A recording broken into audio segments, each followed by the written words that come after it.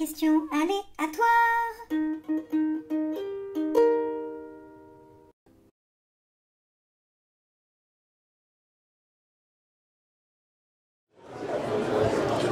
Alors, te souviens-tu de la première BD que tu as lue?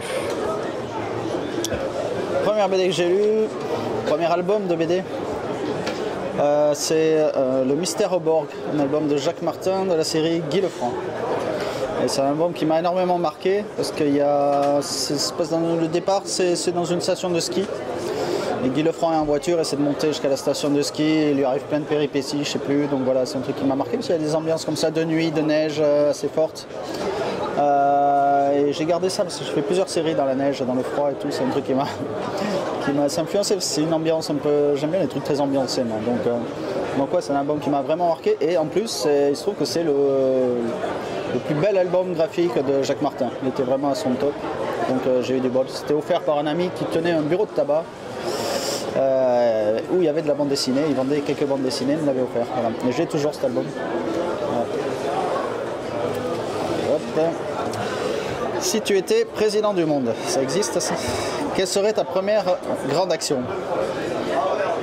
Je vais faire une réponse à la Miss France qui est plus de famine et qui est plus de misère dans le monde. Alors. Quel personnage de BD aimerais-tu incarner au cinéma? Quel personnage de BD aimerais-tu incarner au cinéma? Moi je trouve le mec le plus cool de la bande dessinée c'est Bob Moran. Voilà. Donc Bob Moran. Ouais, je sais pas si j'ai le physique, hein, mais bon en tout cas ouais. Puis j'aime bien son rapport avec les filles. C'est dans Bob Moran, c'est assez extraordinaire parce que c'est toujours sous-entendu. Il est toujours entouré de très très belles femmes, voilà, qui sont toutes amoureuses de lui sans vraiment le montrer. Et puis lui, il les appelle petites filles. Ça m'a toujours trouvé quelque chose de plus étrange. Donc, je ne sais pas sexuellement Bob Moran exactement où il en est. Ça m'a toujours vraiment questionné. Voilà. Sur quelle musique as-tu travaillé pendant la réalisation de ton dernier album de BD? Alors moi, le dernier album de BD, c'était au scénario, donc j'écris, et quand j'écris, j'écoute pas de musique, parce que je peux pas. Par contre, quand je dessine, là, ouais, j'écoute de la musique, et beaucoup de musique classique, en fait. Ou musique de film, ça dépend, mais surtout musique classique. Voilà, parce que c'est calme.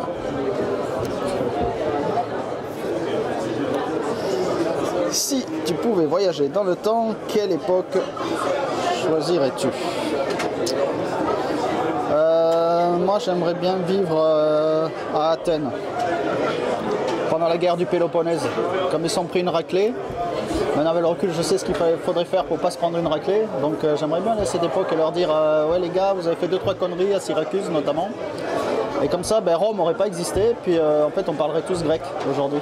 Puis ça serait vachement mieux parce qu'ils étaient beaucoup plus civilisés que nous. Quand on lit, je sais pas, par exemple Thucydide, qui est un historien de la Grèce antique de l'époque qui a raconté la guerre du Péloponnèse, quand on voit les débats politiques, ça vaut le 10 coudées au-dessus des nôtres actuellement, quoi. Donc je pense qu'on est un peu perdu au change avec Rome et tout ça, puis voilà. Hop. Alors, comme ça, spontanément, qui t'époustoufle en dessin? Il y en a beaucoup, oh là là, spontanément. Ouais. Dernièrement, là, je travaille avec un dessinateur qui reprend ma série Carthago, Ennio Buffi il s'appelle, et qui est un vrai virtuose. Donc il y en a plein d'autres avant, hein, mais lui, voilà, comme ça, il m'a vraiment épaté. C'est quelqu'un qui sait tout dessiner, qui a une facilité, surtout sur les poses, les gestuels, qui va très vite en plus, qui est très rapide, et qui a une espèce de don vraiment inné du dessin, et ça, c'est très rare. Tu fais beaucoup de recherches pour tes projets. Y a-t-il des sujets fous sur lesquels tu es devenu incollable? Il y en a un. Je vais en faire un album, mais pas encore. J'ai tourné un court-métrage il y a quelques années qui s'appelait French Boy, qui raconte une histoire d'amour entre un écrivain et une camgirl.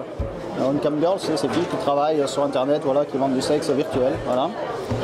Et il se trouve qu'un producteur m'a demandé de travailler sur un développement long métrage de ça, et donc je me suis documenté là-dessus et j'ai découvert un monde absolument fascinant, mais il faudrait 20 heures pour en parler, donc voilà un sujet insolite sur lequel je suis très documenté. Et un jour j'écrirai soit un film, soit une bande dessinée là-dessus, parce que je pense que c'est un sujet très très actuel.